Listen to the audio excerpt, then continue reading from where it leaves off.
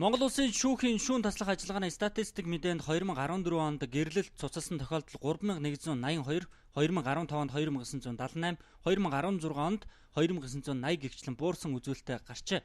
За гэр бүл саллцын таан хүүхдийн сэтгэл зүйн олон өөрчлөлт бий болдог. Энэ нь гэр бүлийн цаашдын амьдралд олон сүүдэр бий болгодог юм а. За тухайлбал 1-3 хүртэлх насны хүүхэд уур уцаартай болж хоол унд, нойрондоо мууддаг ба хурууга хөхөх, орондоо шээх зэрэг үйлдэл гардаг гэнэ. Гэр бүл салтаас олж хүүхэд маш их хохирдог, сурлага нь мууддаг тийм ээ. Мөн одоо бусдтай харилцахдаа ихтгэл муу болдог. Гэтэл салсан ээжүүд бол одоо салсан нөхөртөөгөө уулзах тийм ээ, хүүхдүүдийг уулзуулах энэ төр дээр бол бүр эсрэг байр суурьтай байдаг шүү дээ. Тэгээд ер нь бол Монгол улсад ажилгүйдэл ядуурлалтай холбоотой мөн одоо архитект нэлийн газар авсантай холбоотой ер нь нийтээрээ л энэ архичингаа салсан дээр гээд тийм ээ ар гэрийнх нь ярьж идэг бол хэдийгээр тэр хүн архичинч байсан тэр хүүхдийн л аав.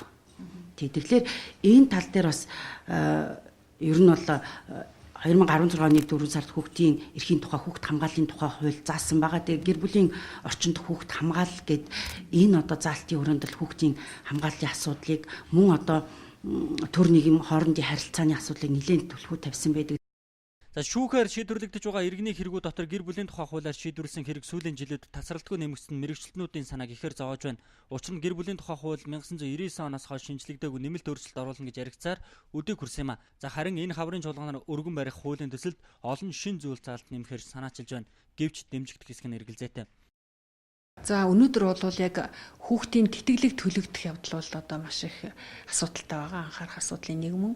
Яг гэвэл одоо судалгаанаас үзэхэд бол хүүхдийн тэтгэлэг авах ёстой хүмүүсийн 12% л одоо шүүхийн шийдвэр гарсан байхад дөнгөж 12% л хүүхдийнхээ тэтгэлгийг авч чадж байгаа гэж үзэж байгаа.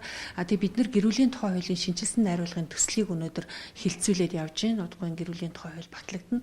Тэгэхээр бид нар энэ тэтгэлгийн одоо сан бүрдүүлэх талаар юу гэж тусгаж явна вэ гэхээр эргэн төлөгдөх нөхцөлтөө тэтгэлгийн сан бий болгоё гэсэн ийм санал бол орж ирж байгаа. Тэгэхээр энэ юу гэсэн үг вэ гэхээр яг урьдчилаад энэ сангаас бол тэтгэмж бол олгогдно. Эргээд төлөгдөхгүй байгаа нөхцөлд албадан тэтгэлгийг гаргуулах ийм арга хэмжээ авахаар гэр бүлийн тухай хуулийнхаа шинжилсэн найруулгын төсөл тусгаж байна.